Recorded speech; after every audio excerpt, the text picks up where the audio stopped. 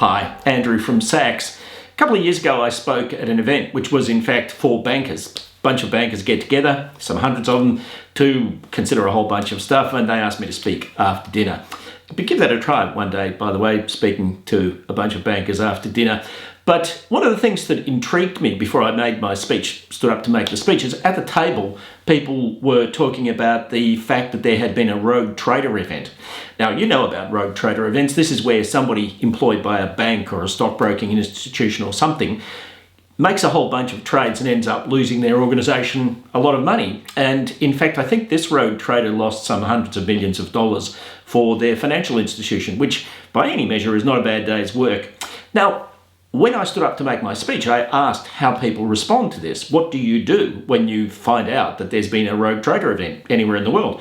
And they all said, yeah, well, we take it really seriously and we change our audit processes and we change our processes of technology and we change our sign-offs, all of which is meant to reduce the probability of this happening ever again. I said, have you ever considered not hiring crooks? Because honesty is quite a directly measurable characteristic, and it's a genetically heavily influenced characteristic, and there are good psychological markers for it. Now, the bankers there tended to recruit the smartest people that they can possibly find. And so think of that. If somebody's intrinsically dishonest and really smart, it's very hard to build a process which will cause them to stay on the straight and narrow. So let's look at some of the risks that are associated when you're hiring people with recruiting people who are very smart but perhaps not intrinsically honest. And so what you see here is a risk table of psychometric characteristics. This is from one of our psych reports. And you'll see that this person has some very favourable results, such as a green score for their intelligence results. They're very smart.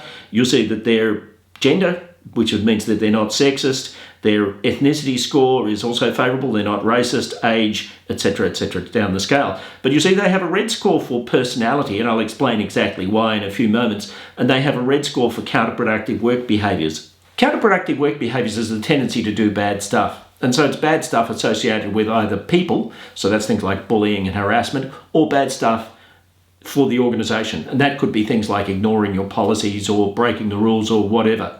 So whilst this person's really smart, there are one or two question marks about them from a candidacy point of view. And so looking at their cognitive ability score, the first of them is verbal reasoning, the capacity to use words at work.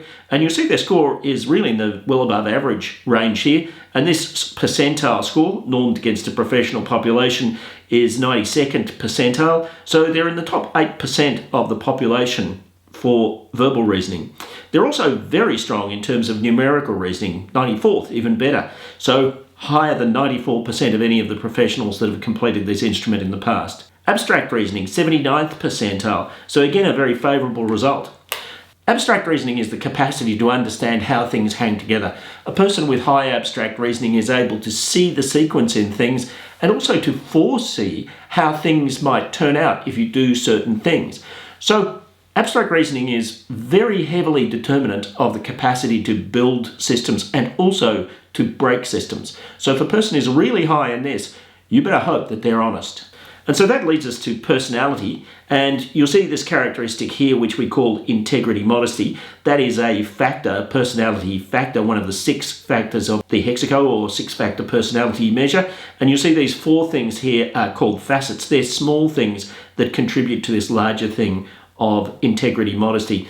So this characteristic was discovered by 2 Canadian researchers, Kibiam Lee and Mike Ashton, sort of around 2005 and beyond. And so when they discovered this personality characteristic, this tendency to be honest and truthful and not arrogant, they then published this, and of course a whole bunch of what we call linkage research was undertaken. So that is, does this thing predict things in the real world? And we know that if you are low in this characteristic, you tend to go to jail more often. If you are high in this characteristic, you tend to have better relationships and in general are more successful both interpersonally and from a business point of view. So it's a worthwhile thing to consider. Let's look at this individual's scores. They're very smart, but in fact they're low overall in this characteristic that we've called integrity modesty and Kibiam and Mike called honesty humility.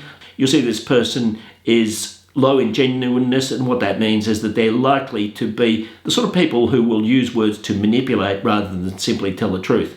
They're rule favouring, so that's good, but they're also very low in absence of greed, which means that they have a very strong aspiration to succeed in terms of money and promotion, and absence of arrogance says that they are the sort of people who are highly arrogant. So all of these are concerns. Now, this person, as you saw before, is really smart and not particularly honest. I wouldn't like to be the one who tries to build a process to keep them on the straight and narrow. It's sometimes said that if you're going to hire psychopaths, you better hope that they're not really smart. The alternative, of course, is to recruit people who are both smart and honest. And that's not a difficult thing to do if you're using the right tools. If you're interested in exploring how psych assessment can make your recruitment practice easier and safer, then use the QR code that you see in front of you right now.